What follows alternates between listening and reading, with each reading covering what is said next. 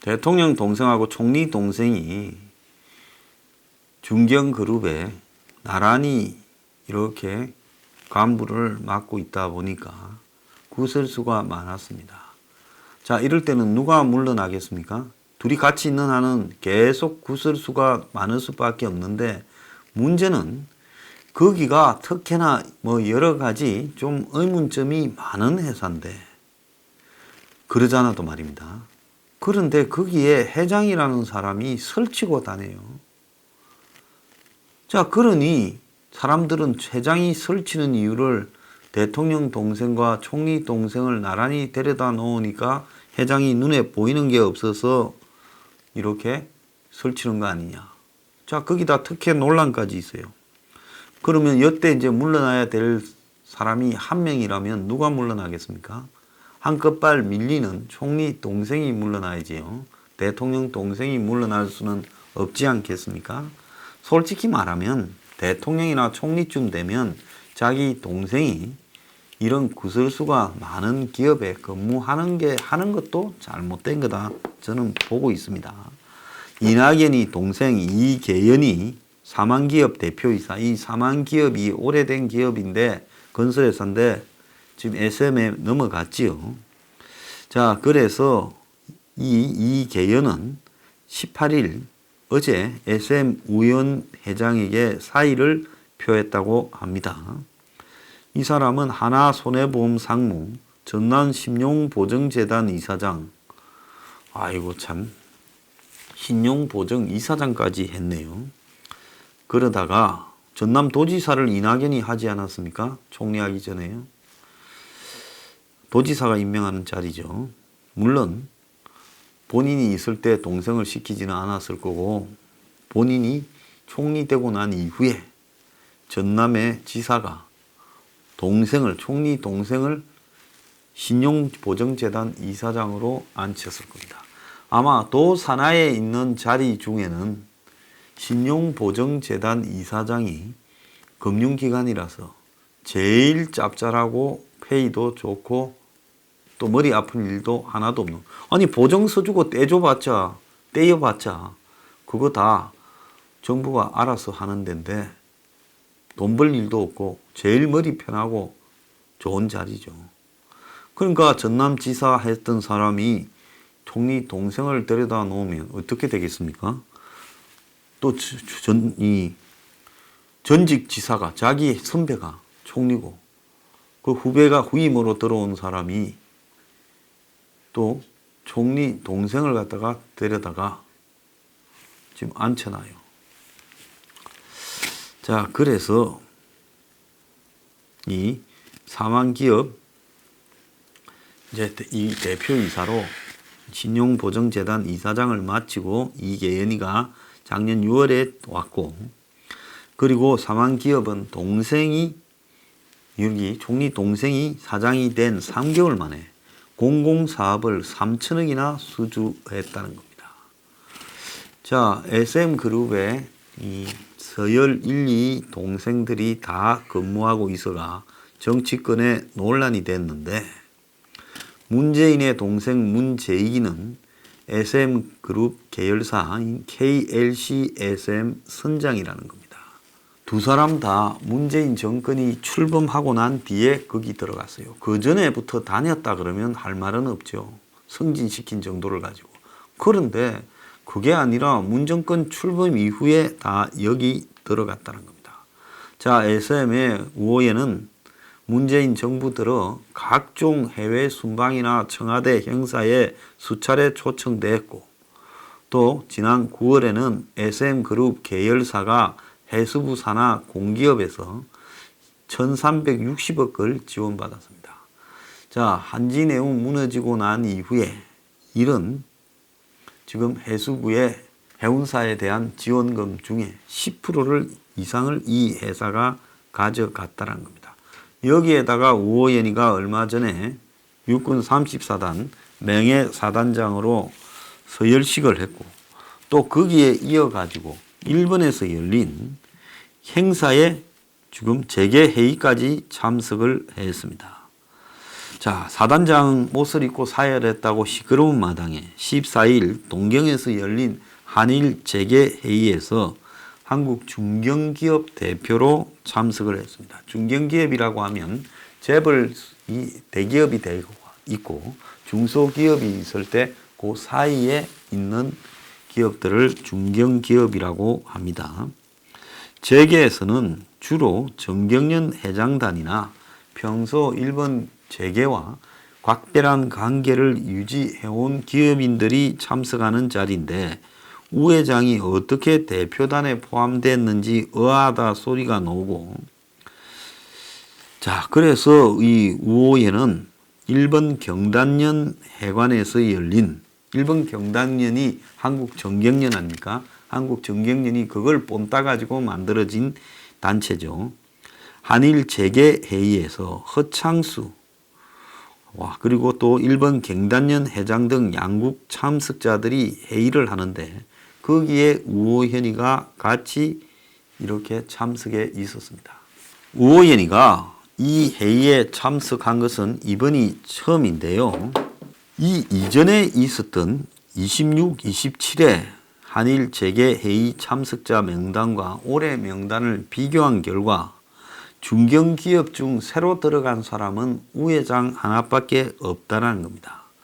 정경련 관계자는 우호연이 포함된 부분에 대해 그동안에 이 사람이 정경련 행사에 많이 참석했기 때문이다라고 말을 했는데, 지금 이 일각에서 재계에서 들리는 이야기는 문 정권 들어오고 나서 정경련이 정권에 의해서 하도 배척되고 따돌리다 보니까 정권과 가까운 우호현을 통해 정권과의 관계를 개선하려고 넣어준 게 아니냐 이야기가 나오고 있습니다. 자, 우 회장이라는 사람은 올해 들어 각종 경제단체 행사나 해외 사절단에 단골로 초대받고 있는데 본인은 대통령 동생이나 총리 동생을 채용한 것으로 어떤 특혜를 받은 적이 없다 말을 하지만은 결과는 그렇게 나타나고 있지 않습니까? 그리고 이 사람이 기업을 주로 지금 보니까 두 개로 대별돼요. 하나는 해운 쪽이고 하나는 건설회사인데 산하에 기업들이 30 몇 개가 있습니다. 엄청나게 산하 기업이 많은 것 같은데요. 이렇게 M&A를 통해서 문어발식으로 지금 기업들을 빨아들이고 있는데, 자, 우원을 불러가지고 명예사단장을 시켜줘서 쇼를 했던 34단에 대해 6본에서 감사를 나간다는 겁니다. 그래서 6본 훈령을 위반한 부분인데, 그리고 4단에도 없는 열병식용 오픈카를 도대체 어디서 갖고 와가지고 그런 쇼를 했는지도 지금 조사하겠다고 합니다. 자, 지금 총리 동생은 한껏발 이렇게 밟혀서요. 사표를 내는데 작년에 취임 3개월 만에 정부 발주 공공수주를 3천억이나 이렇게 땡겨 왔습니다. 문재인의 동생은 대기업 계열의 다른 해운사에 근무하다가 정년 퇴임을 한 이후에 SM그룹에 재취업을 했다는데, 이 상황에서 SM그룹은 2017년 공시대상 기업 집단, 즉 공식적인 재벌이라 부르기는 앞서는 준재벌에 들어간 이래 재계 서열이 2017년 46위, 2018년 37위, 2019년 5월에 35위로 매년 올라가고 있습니다. 공격적인 인수합병으로 덩치를 키워온 우호에는 지금 여러 가지 부분에서 구설수에 오르고 있죠.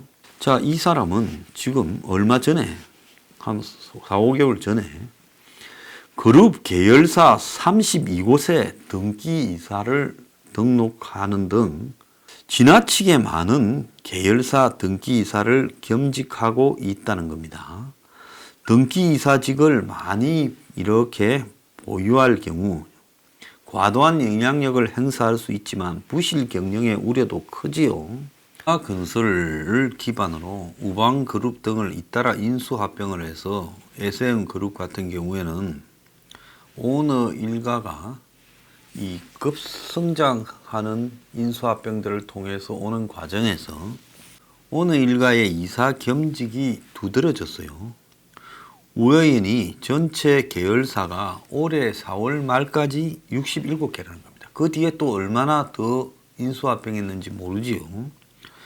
그러니까 67개 가운데 32개를 우호연이가 등기이사를 겸직하고 있고, 이 우오현의 인척인 최성석 SN그룹 경영관리본부장과 경남기업, 지금 이 우호연이가 성완종 회장의 경남기업까지도 넘겨받았는데 여기에 박영준 대표도 12개, 아까 최성석이가 24개를 지금 등기이사를 겸하고 있다는 겁니다.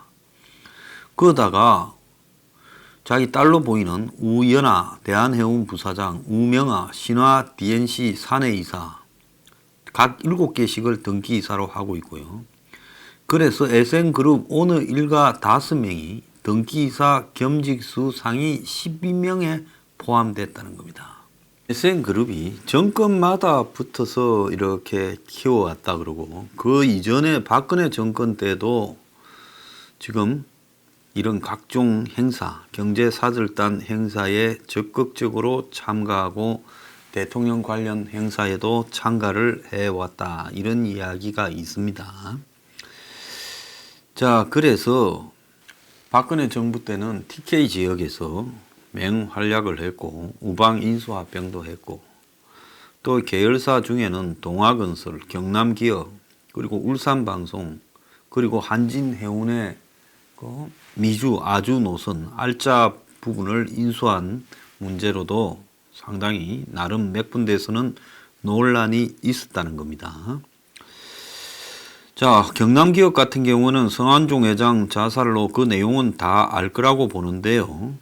그 경남기업도 재작년에 SM이 합병을 했고, 또 SBS와 관련이 있는 지역 민방 중에 UBC 울산방송도 지금 당시 대주주가 아마 자동차 협력사, 현대자동차 협력사였는데 당시 이제 매각을 하려 했는데 결국은 SN그룹이 헐값으로 넘겨받았다, 지금 이런 이야기가 나오고 있고요.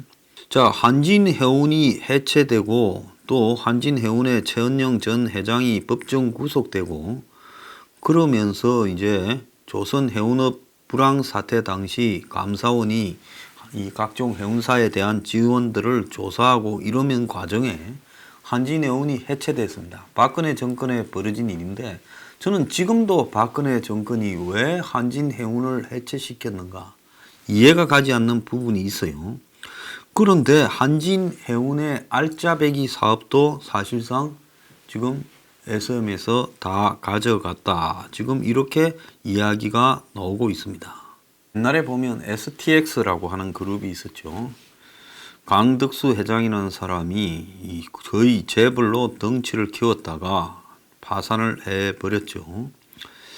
자, 그래서 지금 SM그룹이 하고 있는 행태도 제2의 강덕수냐 이런 이야기까지도 나오고 있습니다. 그래서 이번 정권뿐만 아니라 박근혜 정권 때도 이 그룹이 잘 나갔다라는 거예요. 자, 그래서 이런 식으로 이 지금 SM그룹이 지금 화제를 일으키면서 대한민국에 지금 계속 그냥 안 좋은 일로 구설수에 오르는 부분에 SN그룹 자체에 대한 이제 언론의 해부가 필요하다. 그동안 이렇게 문어발식으로 67개의 기업을 갖다가 먹어오는 과정에 과연 어떤 과정을 거쳤는지 이런 부분도 한번 해부돼야 되는 거 아니냐. 자, 광주광역시에 연고를 둔 삼라건설을 모태로 성장을 했다 하고 지금도 본사 위치는 광주 동구 중앙로에 위치하고 있대요. 88년에 광주에서 창업을 했고 36살 때 광주에서 아파트 붐이 일었을 때 삼라건설이 만든 아파트가 많이 팔려서 이제 마이다스 손이라고 이야기를 들었던 사람입니다. IMF 때 잘 나가던 기업이 매물로 나왔어요. 또 2008년 금융위기 때도 그러고요.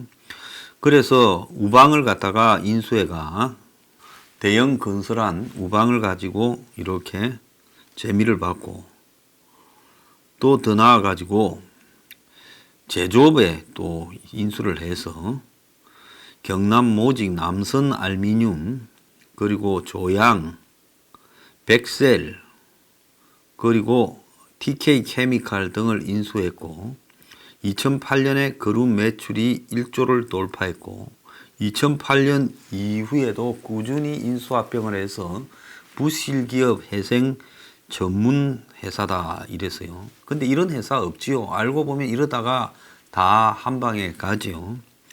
그래서 2015년 6월 말에는 자산 총액이 4조에 달했고, 공정이 대기업 집단 지정 요건인 5조에 육박했고, 18년 5월에는 재계 세열 37위, 자산 8조 6천억, 매출 4조 7천억, 당기 순이익 2천억의 대기업이 되었습니다. 방통위가 지난 3월 달에 SN그룹이 울산 방송국을 인수하는 것을 이제 승인을 해 줬어요. 자, 보통 방송국 같은 거 인수할 때 굉장히 까다로운데 문 정권에서는 이런 거를 인수를 허용해 줬습니다. 보통 건설하는 사람들이 건설을 하다 보면 이 방송이나 언론이 필요한 사람들이 많지요. 그래서 지방의 건설업자들이 지방 방송이나 언론들을 많이 인수합니다. 자, SM 계열사인 국내 유일 철광석 생산업체 한덕철광은 지금 북한이 지금 자원을 남북이 공동 개발할 거라고 생각을 하고, 남북 경제 협력이 될 경우에 북한에 지금 이 철광석을, 우리나라 철광석 자금률이 1%인데 지금 해 먹으려고 생각을 하고 있다는 겁니다. 그래서 대북 경제 제재가 완화되면 북한 자원 개발에 본격적으로 SN그룹이 나서서 한덕철강이 생산 인프라를 조성하고, 그 한덕철강에 또 이어 SM의 건설 부분들이 철도 도로 항만을 하고, SM의 해운 부분들이 원강 수소권을 맡는 시너지 효과를 노리고 있다는 겁니다. 정권하고 가까이 지내다 보니 짭짤한 꿈을 꾸는 모양인데 착각하지 말라고 제가 말하고 싶고요. 정신 차려라. 보통 이렇게 해서 성장한 회사가 한꺼풀 뺏기면 개판이다. 그래서 오래오래 간 회사들이 별로 없다. 자, 제가 그런 충고를 하고 싶습니다. 자중하고요. 우 회장은 자기부터 되돌아보길 바랍니다.